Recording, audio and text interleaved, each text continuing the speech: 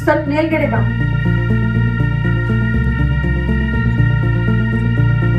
ನಿಮಿಷ ಹೊರಗಡೆ ಬಾ.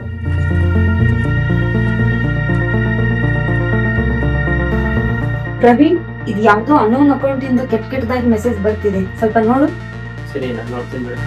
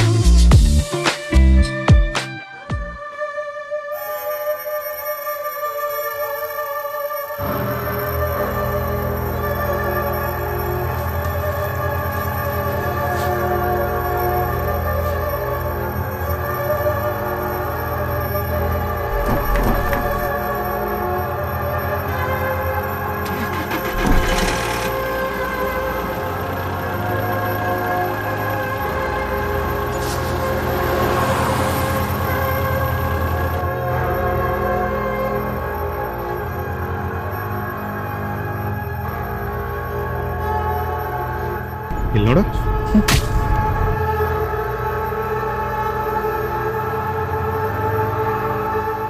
ಏನು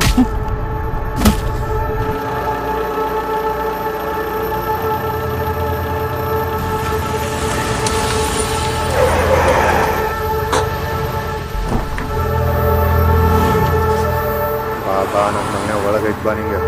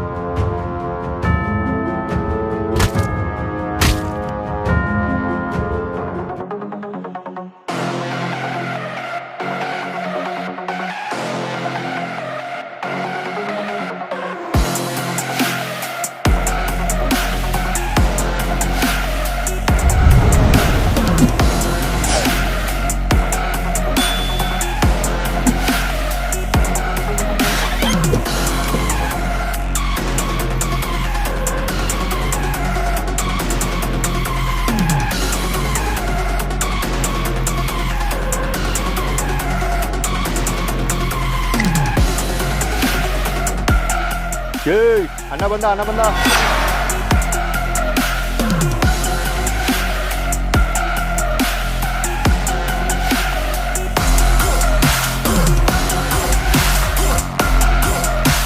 ಅಣ್ಣ, ಇವನೇನು ನೋಟ್ಟು ಮೆಸೇಜ್ ಮಾಡಿದ್ರು.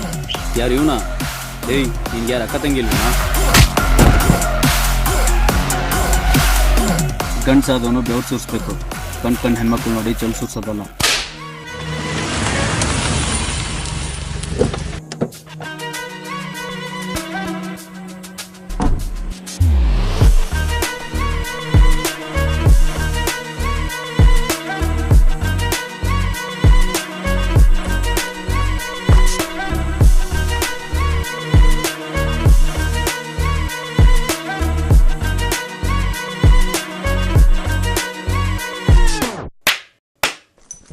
ಸಾಕು ನಿಲ್ಸು.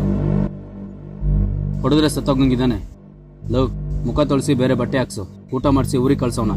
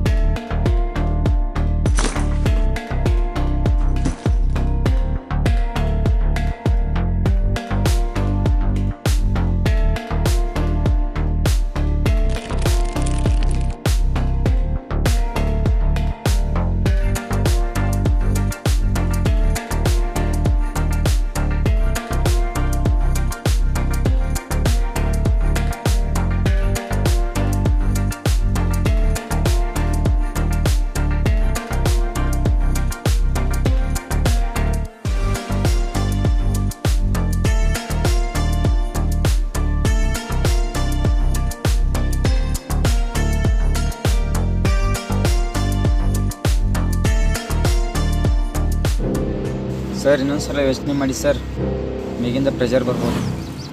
ಅದೇ ಥರ ನಮ್ಮ ಕೆಲ್ಸಕ್ಕೆ ಕೂಡ ತೊಂದರೆ ಆಗ್ಬೋದು ಸರ್. ಬನ್ರಿ ಹನುಮಂತವ್ರೆ, ಕಾನೂನು ಮುಂದೆ ಯಾರೋ ದೊಡ್ಡವರಲ್ಲ. ಕಾನೂನು ಎಲ್ಲರಿಗೂ ಒಂದೇ. ನಡ್ರಿ ನಡ್ರಿ. ಅಣ್ಣ ಪೊಲೀಸರು ಬಂದಲ್ಲ. ಪೊಲೀಸ? ಹಾಂ, ಬರ್ತೀನಿ.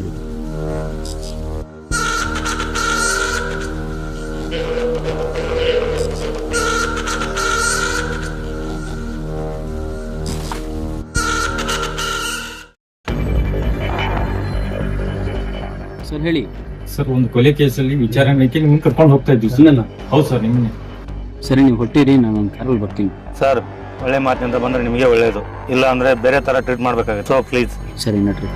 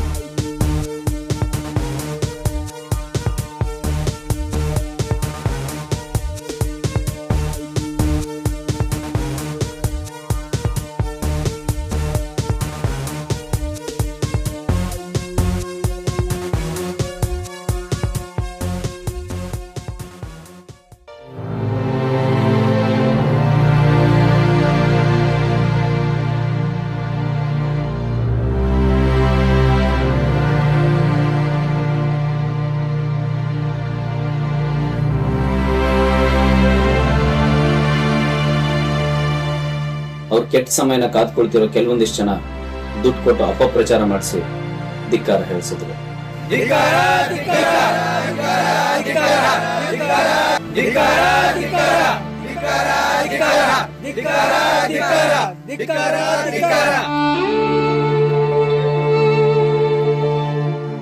ಇನ್ನು ಹಲವು ಜನ ಅವ್ರ ಮನೆ ಮಗರಿಗೇನೆ ಕಷ್ಟ ಬಂದಿದೇನೋ ಅನ್ನೋ ತರ ಮಳೆ, ಬಿಸಿಲು, ಚಳಿ, ಗಾಳಿ ಅನ್ನೋದನ್ನು ಲೆಕ್ಕಿಸದೆ ದೇವ್ರ ಮೊರೆ ಹೋದ್ರು.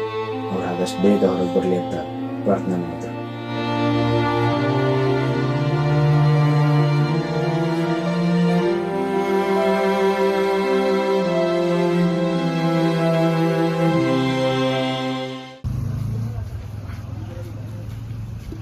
ಸರ್ ಏನಾಯ್ತು ಸರ್? ಒಳಗಡೆ ಹೇಗಿದೆ? ಇಲ್ಲ ಸರ್, ಒಳಗಡೆ ಜಸ್ಟ್ ಎಂಕ್ವೈರಿ ಕರೆದಿದ್ದೆ ಸರ್. ಸರ್ ಅವತ್ತು ಹೋಟ್ಲಲ್ಲಿ ಸೇರಿದ್ ನಿಜ ನೀವು? ಹಾಂ ಸರ್, ನಿಜ ಸರ್. ಸರ್ ಅವತ್ತು ಹೇಗಿದ್ರು ಸರ್ ಅವರು? ಇಲ್ಲ ಸರ್, ನಮ್ಮ ಜೊತೆ ಚೆನ್ನಾಗೇ ಇದ್ರು, ನಗ್ನಾಗ್ತಾನೆ ಇದ್ರು. ಓಕೆ. ಅವ್ರಿಗೆ ಯಾವುದೋ ಸಡನ್ ಆಗಿ ಒಂದು ಕಾಲ್ ಬಂತು. ಓಕೆ. ಅವರು ಕ್ಯಾರಿಯನ್ ಅಂತ ಹೇಳ್ಬಿಟ್ಟು ಎದ್ದೋದ್ರು. Okay sir, thank you sir. Thank you.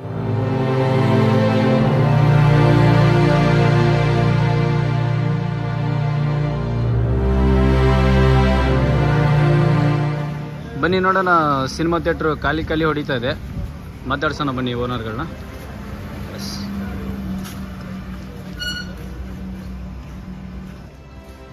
Sir, ಯಾಕೆ ಸರ್ ಥಿಯೇಟ್ರ್ ಖಾಲಿ ಹೊಡಿತಾ ಇದೆ? ಇವಾಗ ಯಾರು ಬರ್ತಾರೆ ಸರ್ ಥಿಯೇಟ್ರಿಗೆ ಪಿಕ್ಚರ್ ನೋಡೋದಕ್ಕೆ? ಎಲ್ಲರೂ ಮೊಬೈಲಲ್ಲಿ ನೋಡ್ತಾರೆ. ಯಾಕೆ ನಿಮ್ಗೆ ಗೊತ್ತಿಲ್ವಾ? ಮೊದ್ಲಿನ ಥರ ಜಾತ್ರೆ ಆಗ್ಬೇಕಂದ್ರೆ ಬಾಸ್ ರಿಲೀಸ್ ಆಗಬೇಕು, ಬಾಸ್ ಮೂವಿ ಥಿಯೇಟ್ರಿಗೆ ಬರಬೇಕು, ಆವಾಗಿರುತ್ತೆ ನೋಡಿ ಸರ್ ಜಾತ್ರೆ.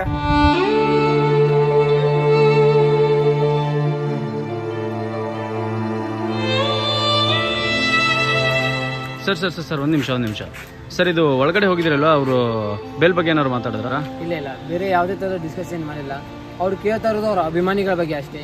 ಯಾಕೆಂದರೆ ನೋಡಿ, ಅಭಿಮಾನಿಗಳಂದವ್ರಿಗೆ ಪ್ರೀತಿ ಜಾಸ್ತಿನೇ. ಅಭಿಮಾನಿಗಳು ಯಾವುದೇ ರೀತಿಯಾದಂಥ ಪ್ರಾಬ್ಲಮ್ಸ್ ಎಲ್ಲ ಕ್ರಿಯೇಟ್ ಮಾಡ್ಕೋಬೇಡಿ ಅಂತ ಹೇಳಿದ್ದಾರೆ. ಆದರೆ ನೀವು ಮೀಡಿಯಾದವ್ರು ಯಾಕೆ ಈ ಥರ ಒಂದನ್ನೇ ಫೋಕಸ್ ಮಾಡ್ತಾ ಇದ್ದೀರಾ? ಯಾಕೆ ನಮ್ಮ ದೇಶದಲ್ಲಿ, ರಾಜ್ಯದಲ್ಲಿ ಯಾವುದೇ ಥರ ಕೊಲೆಗಳೇ ಆಗಿಲ್ವಾ? ಇತ್ತೀಚೆಗೆ ನೋಡಿ 2-3 ಕೊಲೆ ಆಯಿತು. ಅದನ್ನು ತೋರಿಸಿ ನೀವು ಅದನ್ನು ಯಾಕೆ ತೋರಿಸ್ತಾ ಇಲ್ಲ? ಇದು ಒಂದನ್ನೇ ಯಾಕೆ ನೀವು ಟಾರ್ಗೆಟ್ ಮಾಡಿ ತೋರಿಸ್ತಾ ಇದ್ದೀರಾ? ಸರ್, ಒಬ್ಬ ವ್ಯಕ್ತಿ ಆ ಸ್ಥಾನಕ್ಕೆ ಬರಬೇಕಾದ್ರೆ ಎಷ್ಟೆಲ್ಲ ಕಷ್ಟಪಟ್ಟಿರ್ತಾನೆ. ನೀವು ಸಡನ್ ಆಗಿ ಬಂದ್ಬಿಟ್ಟು ನೀನು ಅಪರಾಧಿ ಅನ್ನೋದು ತುಂಬ ತಪ್ಪು ಸರ್. ಇದು ಸರ್, ನಿಮಗೆಲ್ಲ ಒಂದು ಮಾತು ಹೇಳಕ್ಕೆ ಇಷ್ಟಪಡ್ತೀನಿ. ಆದಷ್ಟು ಬೇಗ ಅವರು ಹೊರಗಡೆ ಬರ್ತಾರೆ. Thank you. ಈಗ ಬರ್ತಿದೆ ಒಂದು ಬ್ರೇಕಿಂಗ್ ನ್ಯೂಸ್. ಕೊನೆಗೂ ಜೈಲಿಂದ ಹೊರ ಬರ್ತಿದ್ದಾರೆ ಅಭಿಮಾನಿಗಳ ಬಾಸ್. ಎಲ್ಲ ಅಭಿಮಾನಿಗಳ ಹರ್ಷ ಮುಗಿಲು ಮುಟ್ಟಿದ್ದು ಬಾಸ್ನ ಅದ್ದೂರಿ ಸ್ವಾಗತಕ್ಕೆ ಸಿದ್ಧತೆಯನ್ನ ನಡೆಸ್ತಾ ಇದ್ದಾರೆ. ಕೊನೆಗೂ ಫಲಿಸಿದ ಅಭಿಮಾನಿಗಳ ಪ್ರಾರ್ಥನೆ, ಜೈಲಿಂದ ಬಿಡುಗಡೆಯಾದ ಬಾಸ್.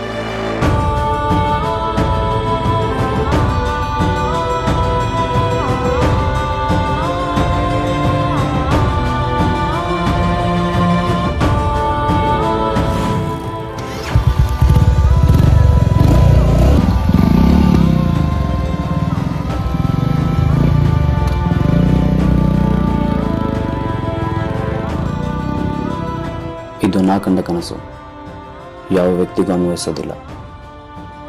ನಾವಿಲ್ಲಿ ಯಾರನ್ನು ಕೆಟ್ಟವರು ಅಂತ ಹೇಳಿಕೊಳ್ತಿಲ್ಲ, ಬದಲಾಗಿ ನಮ್ಮ ಬಾಸ್ ನಮ್ಗೆ ಒಳ್ಳೆಯವರಷ್ಟೇ.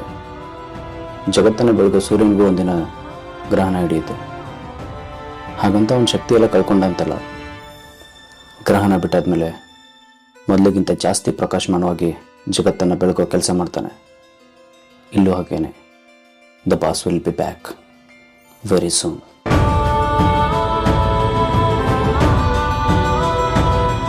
ಎಲ್ರಿಗೂ ನಮಸ್ತೆ. ನಾವು ಮಾಡಿರೋ ಸಿನಿಮಾ ನಿಮ್ಗೆ ಇಷ್ಟ ಆಗಿದ್ರೆ ಲೈಕ್ ಕೊಡಿ. ನೀವು ನಮ್ಗೇನಾದರೂ ಹೇಳಕ್ಕೆ ಬಯಸಿದ್ರೆ ಕಾಮೆಂಟ್ ಮಾಡಿ. ಈ ಸಿನಿಮಾನ ನಿಮ್ಮ ಸ್ನೇಹಿತರ ಜೊತೆ ಹಂಚ್ಕೊಳ್ಳೋಕ್ಕೆ ಶೇರ್ ಮಾಡಿ. ಎಪೋರ್ಟ್ ಕಲಾವಿದರಿಗೆ ನೀವು ಸಪೋರ್ಟ್ ಮಾಡೋದಾದರೆ ದಯವಿಟ್ಟು ಚಾನಲ್ನ ಸಬ್ಸ್ಕ್ರೈಬ್ ಮಾಡಿ. ಹಾಗೆ ನಾವು ಅಪ್ಲೋಡ್ ಮಾಡೋ ಎಲ್ಲ ವೀಡಿಯೋಸು ನೀವು ನೋಡೋಕ್ಕೆ ಬಯಸಿದ್ರೆ ಮರೀದೆ ಬೆಲ್ ಬಟನ್ ಒತ್ತಿ. ಧನ್ಯವಾದ. ಆದಷ್ಟು ಬೇಗ ಮತ್ತೆ ಸಿಗೋಣ.